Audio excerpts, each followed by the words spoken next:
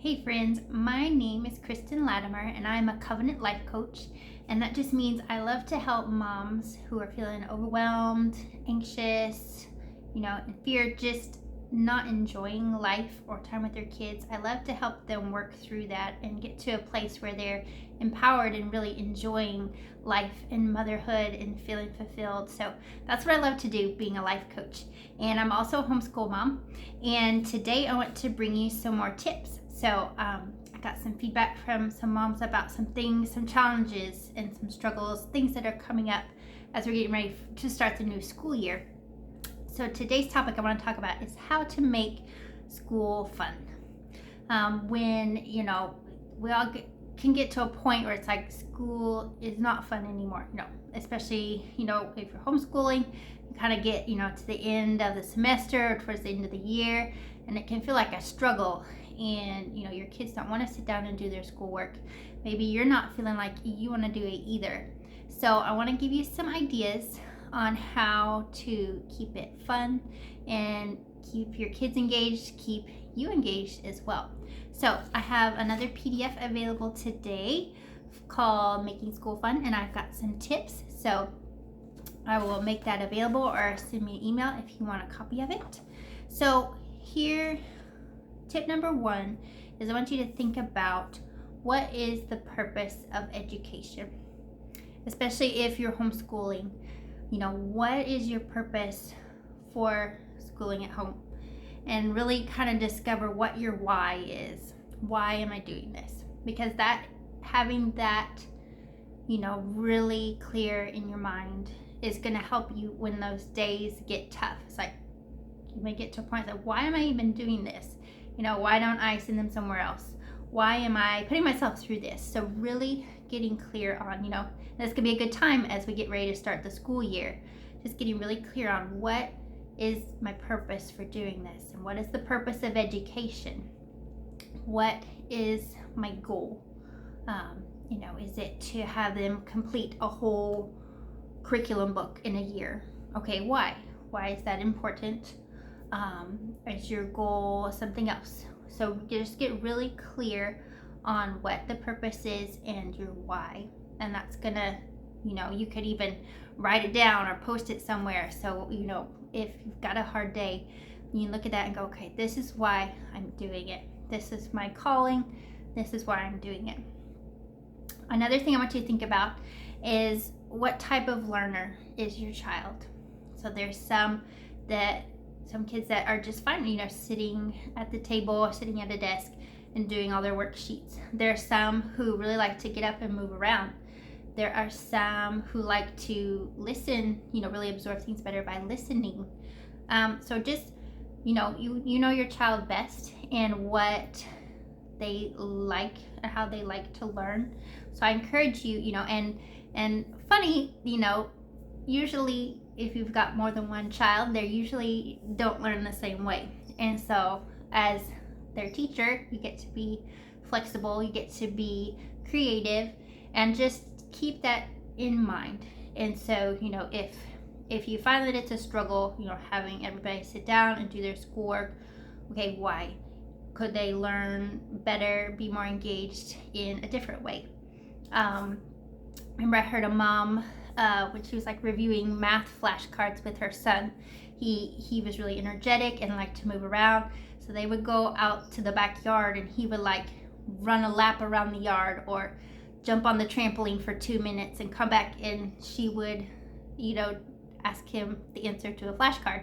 Then he'd go back and do another activity and do another flashcard. So are there ideas that you can incorporate this, what your child naturally likes to do, how they like to play?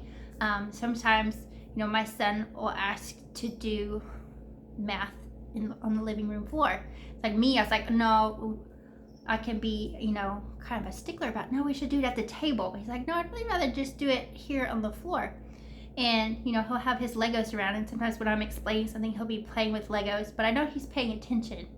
So even if it looks different than what you think it should look like, they can still be learning. And so just kind of give yourself grace, give yourself the option just to try different things. And if your kids have ideas like, hey, let's build with Legos while I'm reading you this story, or I'm explaining this to you. So just kind of take into consideration what type of learner your child is. Another idea is to let them choose a topic to learn about, and something they're really interested in. Like if there's a game they really like, my son is really fond of a video game right now, and he loves to tell me all about it. And so is there a way you can explore that? Okay, it's like, how, who came up with this, and what does it take to make a video game? Or where in the world does this game get sold? Or you could look at geography and say, okay, it's on here, this is where it was created. And so you can really explore a lot of things just by really exhausting a topic. So help them exhaust that topic, even if it's a topic that you're like, well, why would you want to learn about that? If it's something that interests them, go for it, and maybe you'll learn something too that's really interesting. I heard someone say that when we're teaching our kids, we're not filling a bucket, we're lighting a fire. And so I think that's kind of our goal, is to help our kids want to learn, want to continue to learn. We're not just filling their brains with all these facts, and when they get enough facts in their brain, we're done. We filled the bucket. We want to ignite the fire, just that desire in them to want to learn more about things, about the world, about how things work, where things come from. And so that can be an idea, and you can incorporate different subjects into it too. Another fun idea is to create theme days, like maybe Thursdays are dress up days, and you have, if you're learning about a certain time in history, you guys can make costumes, or just have like a fun dress up day. And that's something that's always on the calendar, and we look forward to that day, and that's what we do. It's just kind of to mix it up, to incorporate something kind of different and fun into your school schedule.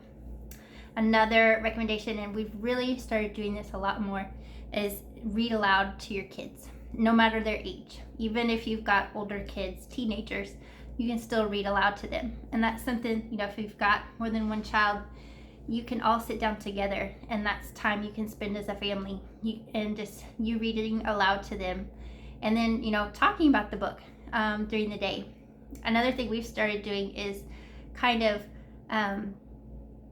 we've been listening to audiobooks in the car. So if I've got to run errands and we're all in the car, we find an audiobook, and we've been playing that, and the kids will talk about, they'll look forward to it, they'll ask, what book are we going to listen to this time, and we'll talk about it throughout the day. Especially we've been listening to the Boxcar Children and the mysteries, and so we'll listen in the car. When we get out of the car, we're like, I wonder what the answer to this mystery is, and we'll come up with all these different scenarios. So it's just a really fun thing to do. And if you've got errands to run, or activities or sports to take your kids to, that's a fun thing to incorporate. And then another idea is to have like special game days, like say a math game day. We have this board game where you roll dice, and you add the dice together, and you try to knock down all these numbers. And so sometimes that's what we do for math. Sometimes it's not just sitting down and completing a lesson in the book. Sometimes it's playing a game that incorporates math. You could take them shopping with you and say, this is our budget to go to the store with. What can we buy? What fits into this? So teaching them shopping math. So you're not only doing math, but you're teaching them a life skill. And so think about how you can make a game out of some of these subjects, and just take a break from the book sometimes, and try different games. So those are some ideas I wanted to leave you with, and I hope that helps you incorporate some fun into your school day. And if you have any questions, feel free to send me a message, and I'll talk to you guys soon. Bye.